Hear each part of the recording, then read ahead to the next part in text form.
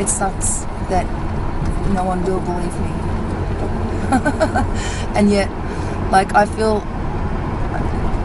just so walking through life so easily, so nothing triggers me anymore.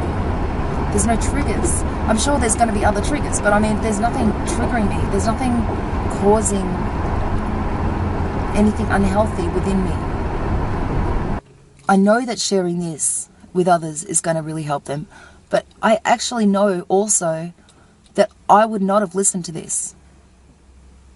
So I don't trust that other people will either, you know. I just think they're not going to understand, because I wouldn't have understood, because I trusted my own emotions. And I think with the I Ching was kept on just pulling me back into line. Like whenever I had remnants of but this, but that, but external thing, and I still do it sometimes. Like it's like self-reflection. Look to see. Don't worry. The universe has their own lessons for other people, but look to see what within you, your reflection, what your part of it was. And it's always telling you, look to see what you're part of it. And your ego or your programming or your conditioning or whatever would be like, but they are evil, they are this, they are that, you know. And I see it so much in other people now that I'm where I'm at now, and see how it would just improve their life so much also if they had this. But it makes me, I'm so glad that I've got the opportunity also to see it in others, so I know that I'm on the right track. Because when I see it in others and I go, oh shit, that was me, and I resonated 100% with where they're at. But now it's like I can see where it is destroying their lives and other people's lives. Anyway, I'm going to get some food before work, and I'm not going to eat on camera, so I'll have to continue this another day. I'm just frustrated that I can't share. I don't know how to share it yet with others, and because I know I wouldn't have believed. So I hope to find, you know, some kind of way of sharing where you could see that it's beneficial, so that you can free yourself from the unhealthy attachments. And the way I did it was basically, first, I mean, I went all multi-dimensional shit. You know, first I had to go all crazy, and then I worked on my past. You know, looked at where I could be the cause, and that was really helpful. All of it was really helpful. And then I had to see the other person as innocent. That was really hard, and still hard. But I went there. I went, okay, they're innocent. It's all me. And that way I was able to work on all the parts where it was me, without self-reflecting to see how I was part of this situation. While you still have a third party to blame, your ego's gonna, you know, keep going there, go into the third party to blame. But it's not up to you to, like, that's their life lesson. You've got to work on your own life lesson. So what do you learn out of it? So if you make that person innocent, then you can look at, like, you can just do it temporarily. You can make it blame them all later if you want, if you still feel that way.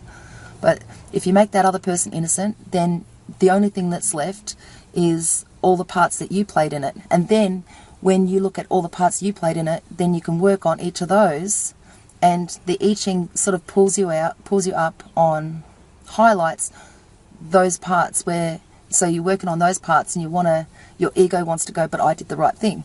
And the I Ching, if you did the right thing, it will tell you did the right thing, but the I Ching will also pull you up and say when you need to take responsibility for that part. And then, because our friends and our family and all that kind of stuff will pat us on the back and give us a hug and tell us it's not our fault, which is the worst thing they can do if it is something that we need to learn and work on. And so you make the other person innocent, and I know how hard that is, because it's still not there for me. But for the purpose of doing the self-work, you make the other person innocent, and then you work on all the parts in yourself where you not shaming and blaming and all that kind of stuff. It's just all the parts in you where you were not acting in alignment to your soul. So that for the purpose of learning so that you don't do it again. It's not for blaming and shaming. You don't know until you know. But that experience has now given you an opportunity to self-reflect and see where there are parts of you, aspects of you that you don't have to bring into the next, situation that you're in. So it's not like blaming and shaming yourself. It's like accepting that we're human and we don't know what the hell we're doing on this planet. And as we go through situations, that's when we're learning, growing, evolving, expanding, and learning more about ourselves. And when we learn something about ourselves that we don't like, it's so that we can go, okay, that part of me I want to change because I don't like that part of me because it's not in alignment to my soul. And it's like learning, navigating, learning, and correcting, not even correcting like it's wrong, but it's like, okay, when I do that, I don't feel good. So therefore, I'm not going to do that again, or I'm going to do it differently next time and try that. And then you try that. And you're basically exploring life by trial and error. But unless you learn, you're going to keep doing the same thing. It's like, unless you can consciously pinpoint those little parts of you that are wanting to say, you know what, when you do this, it hurts. When you do this, it hurts. When you do this, it hurts. When you do this, it hurts. So you're going to keep attracting those people that are pulling out that part in you that is like stabbing you. And it's like that stab is it's not love, it's not hate, it's a reflection of that part of you that doesn't resonate with your soul. Oh, anyway, no one's going to believe me. All right, I need food. Bye.